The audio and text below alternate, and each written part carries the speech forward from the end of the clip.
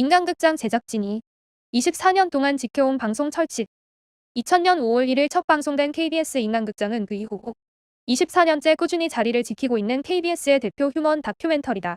무기수로 복역하다가 6박 7일간 휴가를 나온 모범수들의 이야기를 담은 어느 특별한 휴가 기후편을 시작으로 제주 바다와 65년 동안 함께한 해녀 김옥자 편, 영화 맨발의 기봉이의 원전이 된 맨발의 기봉시 편, 어려운 환경에도 따뜻한 가족애를 보여준 흥분의 11남매 편 등 인간극장은 수많은 우리 이웃들의 거칠고 치열한 삶을 밀착 취재하며 안방극장의 감동과 공감을 전했다. 특히 방송 시작을 알리는 오프닝 음악과 정감 넘치는 내레이션은 누구나 인간극장을 떠올릴 수 있을 만큼 익숙한 것이기도 하다. 24년 동안 매일 아침 7시 50분에 한결같이 시청자들과 함께한 인간극장만의 힘이다. 지난 4월 5일 오후 서울 여의도 KBS 본관에서 KBS 김영선 프로듀서와 타임프로덕션 한성순 팀장, 제3비전의 조창근 팀장을 만났다.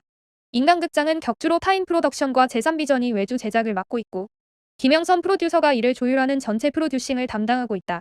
특히 한성순, 조창근 팀장은 인간극장 제작 초창기부터 함께한 사이로 인간극장의 역사에 대해서는 물론 시시콜콜하고 정감 넘치는 에피소드들까지 꿰고 있는 인물들이다. 2000년 프로그램에 합류했다는 한성순 팀장은 인간극장에 대해 내 삶과 분리해서 말할 수 없는 프로그램이라고 말했다. 그는 프로그램이 흘러가듯 저 역시 성장해왔다. 30살에 연출을 시작해서 32에 결혼하고 33세 아이 낳고 35세 아이 낳고 아직도 이 프로그램을 만들고 있다며 웃었다. 2002년부터 조연출을 맡았다는 조창근 팀장 역시 저도 총각일 때 시작했는데 결혼하고 아이를 갖고 나니 그때와 출연자들 프로그램을 보는 시선이 많이 달라졌다고 느낀다. 인간에 대해 더 많이 공감하게 되고 출연자들에게 많이 배우고 있다고 전했다. 24년 동안 변함없이 우리 곁을 지켜온 인간극장이지만 길었던 세월만큼이나 제작 현장의 풍경은 많이도 달라졌다. 최근까지도 현장에서 연출을 담당한 조 팀장은 당시를 추억하며 6mm 카메라로 촬영했던 옛날 시스템이 더 좋았던 것 같기도 하다. 언젠가 촬영을 했는데 파일이 통째로 날아간 적이 있다. 6mm 시절엔 테이프가 손상되면 앞뒤를 조금 잘라내고 붙여서 새로 만들 수 있었거든. 그렇지만 HD 카메라로 바뀐 지금은 그게 안 되지. 며칠 동안 찍은 게 날아가 버리기도 한다. 그러면 하늘이 무너지는 것 같다고 토로했다. 한성순 팀장 역시 그때는 테이프를 데크에 넣고 재생하면서 작가들이 수기로 프리뷰어를 했다. 지금은 프리뷰어의 영역이 따로 있지만 그땐 막내 작가의 메인 작가까지 다 같이 손으로 적었다. 원고도 이메일로 주고받는 게 아니라 손으로 써서 타이핑을 하고 그걸 직접 들고 더빙실까지 뛰어 올라가야 했다고 말했다. 이어 한 팀장은 당시엔 출연자 섭외를 위해 어디로든 무작정 떠났다고 회상했다. 꼭 해보고 싶은 아이템이 노부부였다. 2004년이었는데 노부부를 찾기 위해 조연출, 막내 작가, 카메라 감독까지 넷이서 강원도를 2박 3일 동안 훑었다. 여기 가면 이런 분이 있다더라. 어느 동네 맨 끝집에 가면 어떤 분이 산다더라. 도서관에서 찾은 이 정도 정보만 가지고 가서 온 동네를 다 돌아다녀 보는 것이다. 그러다 120년 된 귀틀집에 사는 80대 노부부를 만났다. 그게 참 기억에 많이 남는다. 그땐 무작정 떠나는 게 당연했다. 신안에 1000여 개 섬이 있으면 우리가 이번에 일정상 갈 수 있는 섬이 어디까지인지 계산해서 무작정 갔다. 그때는 이런 휴먼 다큐멘터리 프로그램이 거의 없었기 때문에 뭐든 아이템이 됐다. 요즘은 이미 다른 방송에서 다룬 게 너무 많지 않나? 그런 부분에선 옛날이 좋았지. 50여 명의 제작진이 힘을 쏟다. 인간극장은 PD 10명, 메인 작가 7명, 조연출 7명, 취재 작가 7명, 카메라 감독 등을 모두 포함해 약 50여 명의 제작진이 만드는 프로그램이다. 이들이 모두 매주 방송되는 분량을 제작하는 것은 아니다. 조창근 팀장은 주 5일 방송되는데 PD 작가 1명씩, 조연출, 취재 작가, 카메라 1명, 제작팀장까지 모두 포함해서 6명이 한 주간의 방송을 제작한다고 설명했다. 이렇게 짜인 팀이 하나의 에피소드를 완성하기까지 총 10주 정도의 시간이 걸린단다.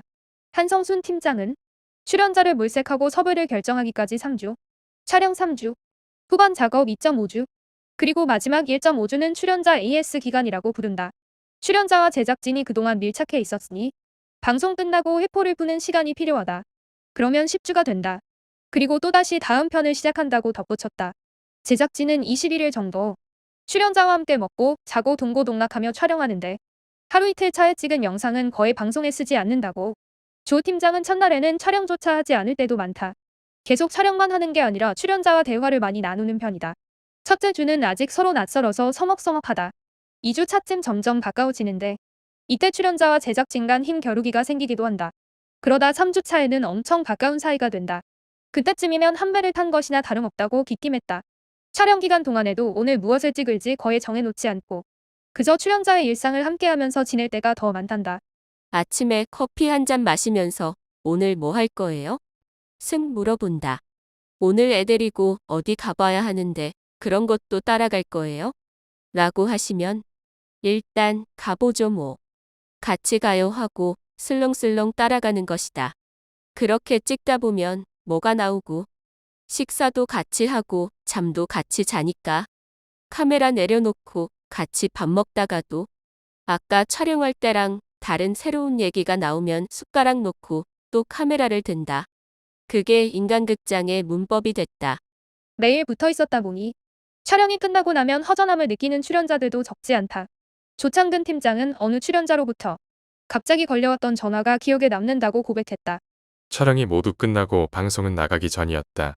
갑자기 전화가 와서 아내분이 우리 신랑 울고 난리였다고 하시더라. 염전을 운영하는 출연자였는데 염전은 주변이 뻥 트여 있지 않나. 염전을 밀려고 길목을 걸어가다가 이 사람들이 나한테 인터뷰를 할 때가 됐는데 왜 아무 말도 안 시키지? 생각을 한 거다. 조 PD 뭐하고 있지? 하고 뒤를 돌아봤는데 아무도 없었지. 촬영에 너무 익숙해져서 순간적으로 착각한 것이다. 텅 빈 염전을 보니 너무 외로워서 눈물이 주룩주룩 났다고 하더라. 아내분은 점심을 챙겨서 함께 밥을 먹으러 갔는데 갑자기 신랑이 오니까 깜짝 놀라셔서 전화를 하셨다. 그 얘기를 전화로 듣는데 뭉클하더라. 단순히 출연자와 제작진 관계가 아니라 촬영이 끝나도 형님, 누님이라고 부르며 지낼 정도로 가까워진다. 유일무이한 연작 다큐멘터리 인간극장이 돌풍을 일으킨 이후 SBS 휴먼스토리 여자 등 비슷한 다큐멘터리들이 우후죽순 생겨나던 때도 있었다. 그러나 이제는 20년 전과 달리 휴머니즘이라는 말이 어색해진 시대지만 인간극장은 유일무이한 연작 다큐멘터리로 우리 곁에 남아있다.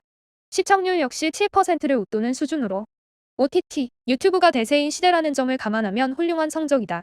인간극장이 아직까지 시청자들의 사랑받을 수 있는 비결은 무엇일까? 김영선 프로듀서는 공식 홈페이지에 쓰인 기획의도 평범한 사람들의 특별한 이야기, 특별한 사람들의 평범한 이야기를 언급하며 이 말만큼 인간극장을 잘 표현해주는 말은 없다고 강조했다. 모든 사람의 삶에는 드라마가 있다. 평범해 보이는 사람이라도 그 삶을 깊숙이 들여다보면 각자의 사연, 아픔, 희로애락이 있다. 최근 별난 여자 김선 씨 편을 보면서 그걸 느꼈는데 SNS에서는 독특한 모습만 보여주는 분이었다. 그런데 우리 카메라가 한꺼풀 벗기고 들어가니 그 사람의 깊은 이야기를 끌어냈다. 아주 가끔 연예인이 나오기도 하지만 화려하게 사는 사람들도 우리처럼 희로애락을 겪고 있는 모습을 보여주지 않나. 그래서 사람들이 인간극장을 좋아하는 것 같다. 저 사람들도 우리의 삶과 별반 다르지 않구나. 공감할 수 있게 만들어주는 게 우리 프로그램의 힘이라고 생각한다. 그럼에도 TV를 보는 사람들은 점점 줄어들고 있다. 인간극장 제작진 역시 고민이 많을 수밖에 없다. 주 시청자층이 장년층, 노년층이라는 것을 알고 있다면서도 김영선 프로듀서는 휴먼 다큐멘터리는 세대를 떠나서 공감대를 얻을 수 있는 코드가 있다고 생각한다. 실제로 요즘 젊은 친구들도 유튜브 등을 통해 인간극장에 대해 알고 있더라. 최근 화제가 됐던 나는 선생님과 결혼했다 편은 젊은 층도 많이 봤다. 저희도 소재도 다양하게 하려고 하고 젊은 세대 출연자들을 찾는 등 노력하고 있다. 길이도 30분 정도라 젊은 층이 보기도 편한 콘텐츠이지 않나. 꼭 실시간으로 보지 않더라도 두고두고 볼 수 있는 콘텐츠이길 바란다고 말했다. 그동안 인간극장에 출연한 사람들만 해도 1000명이 훌쩍 넘는다. 더 이상 새로울 게 있을까 하는 생각이 드는 이유이기도 하다. 인간극장이 앞으로도 계속 방송될 수 있을까? 이 질문에 김영선 프로듀서는 저도 처음에는 놀랐다. 어떻게 24년 동안 끊임없이 새로운 사람을 찾을 수 있었을까? 누가 사람은 계속 태어나고 또 늙는다고 하더라. 평범한 사람들의 특별한 이야기를 담는다는 다큐멘터리의 본령을 지킨다면 살아남을 수 있을 것이라고 생각한다고 답했다. 국민소득 3만 불을 넘어서면 더 이상 인간극장은 방송하지 못할 것이라고 예상한 적도 있다. 우리가 영미, 서구권처럼 잘 살게 되면 남의 문지방을 아무렇지 않게 넘어서 촬영할 수 있을까 걱정했다. 하지만 3만 부를 넘어섰지만 여전히 방송하고 있지 않나? 한국만의 특수성이 있는 프로그램이라고 생각한다.